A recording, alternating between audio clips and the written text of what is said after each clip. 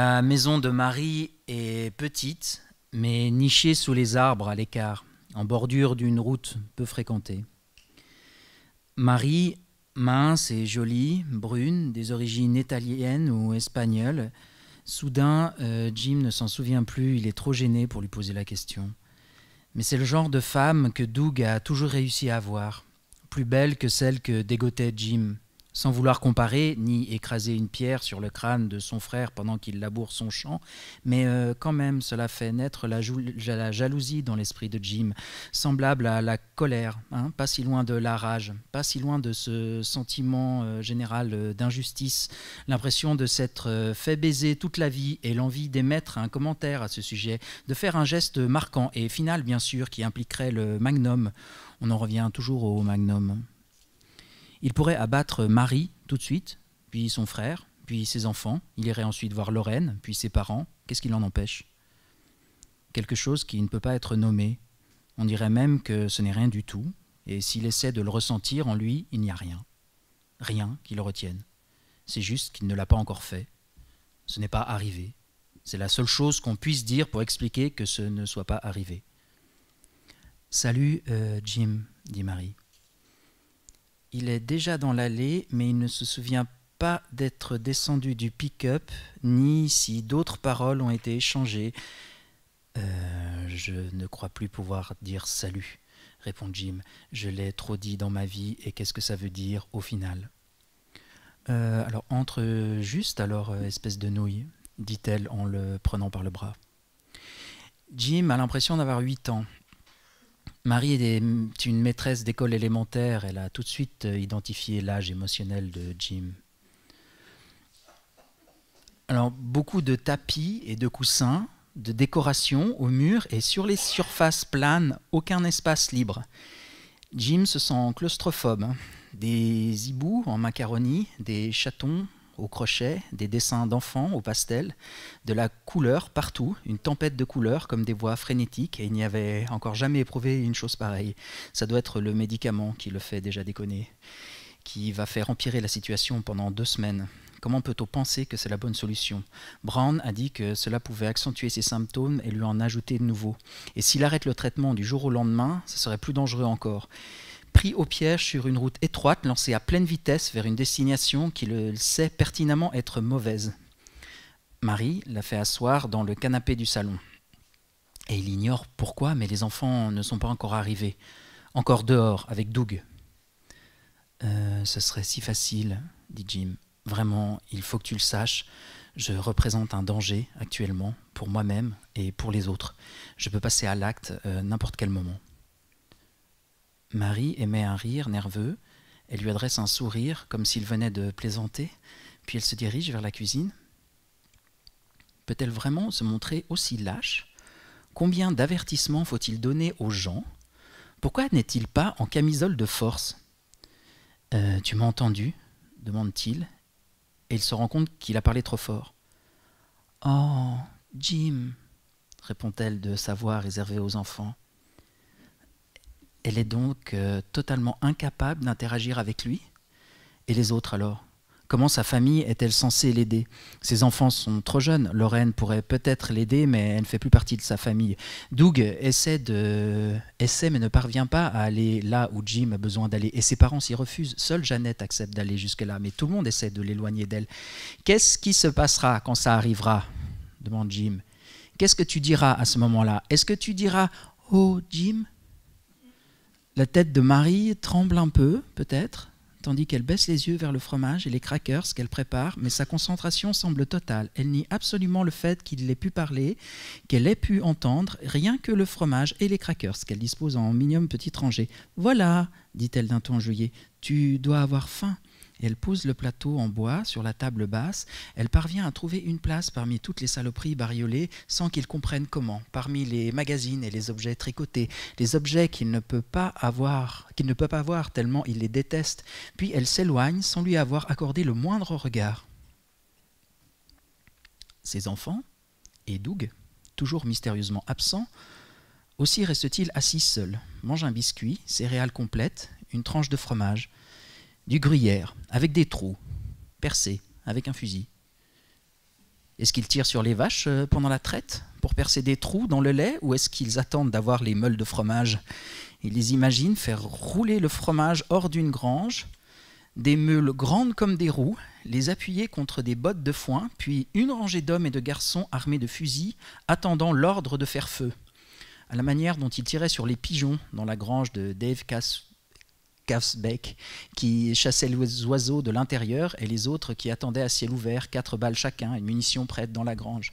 « Ah, les mers sont tellement gigantesques !» dit David alors qu'il entre, et Jim a un aperçu de l'avenir.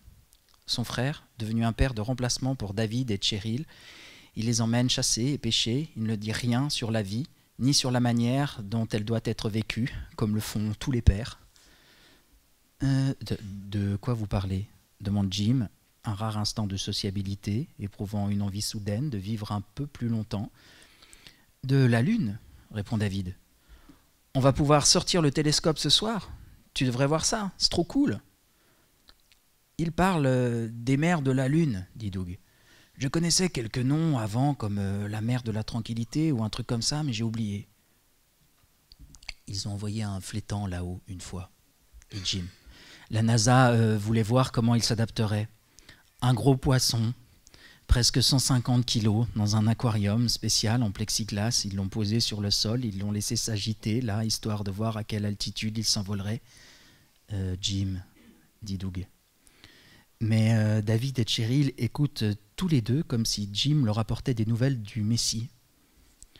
Alors imaginez son ventre blanc contre le blanc de la poussière ou de la cendre ou du sable ou de ce qui compose le sol de la Lune, identique comme un reflet dans un miroir, et son dos sombre, pareil à la Lune dans le lointain, les motifs de ses écailles comme des cratères, la face cachée de la Lune en fait.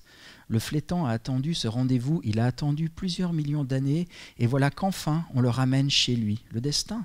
Et puis il donne un coup de nageoire brutalement, comme des ailes, et la gravité est bien moins présente. Même sur Terre, il arrive à sauter à presque 1 mètre sur le pont du bateau. Alors sur la Lune, le flétan s'est mis à voler. « Waouh !»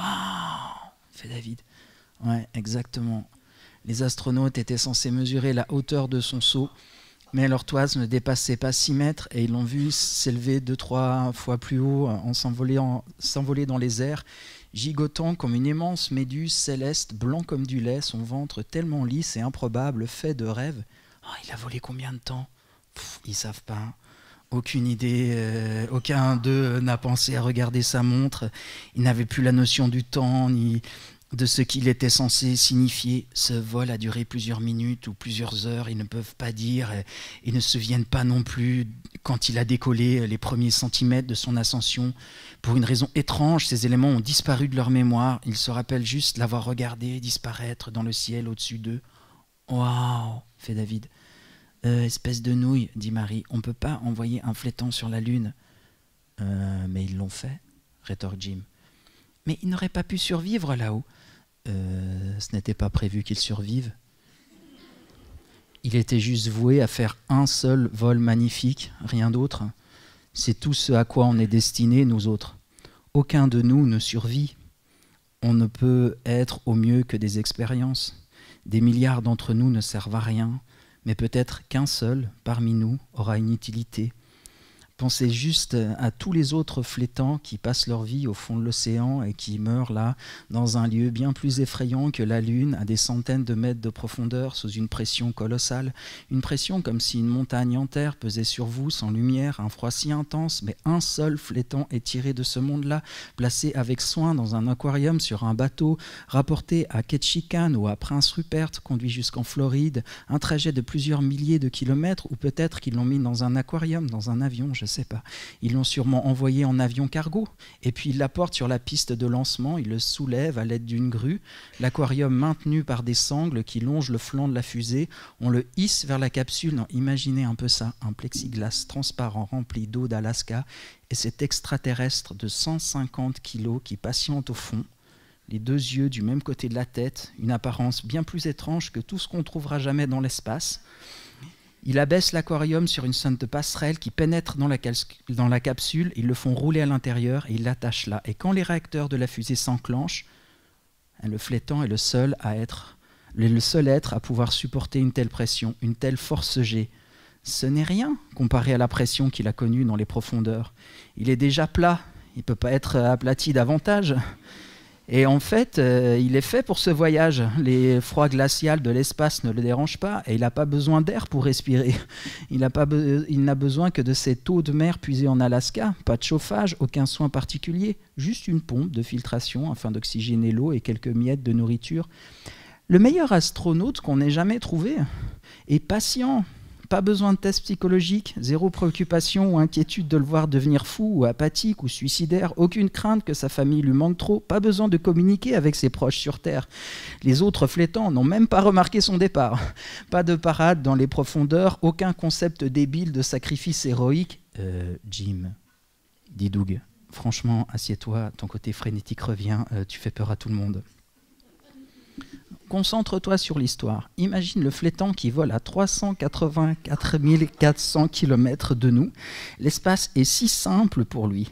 On ne sait pas de quoi on est fait. Qui aurait pensé qu'un flétan ferait le meilleur des astronautes ?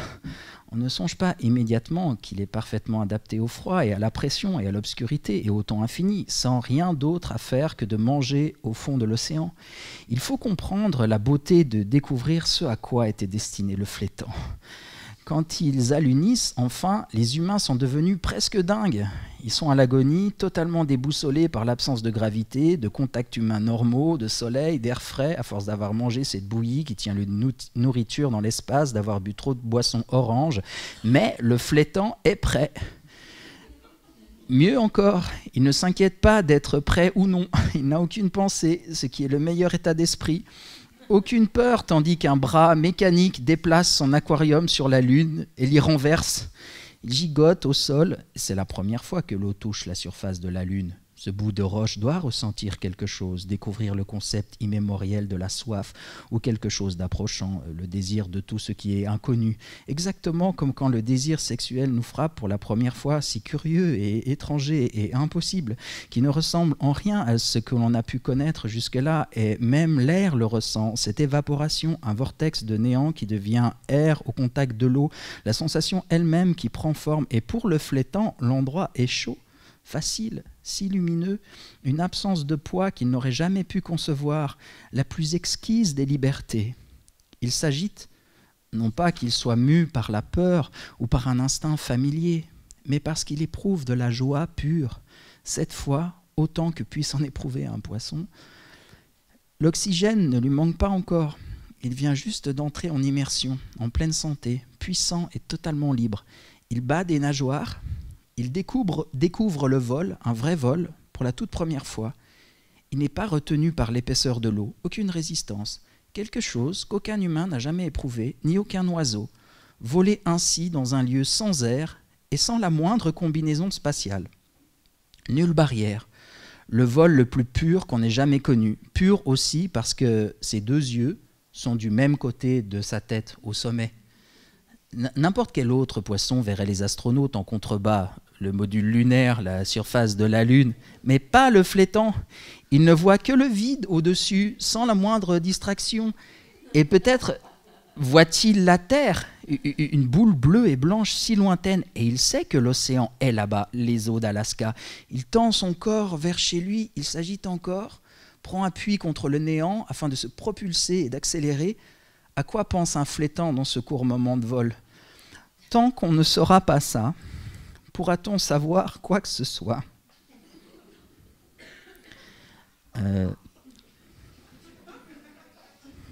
Doug l'a agrippé, ce qui paraît très étrange. Il le tient par derrière, les mains sur ses biceps. Allez, assieds-toi, lui dit Doug. Et Jim obéit. Il se sent soudain épuisé, tellement épuisé.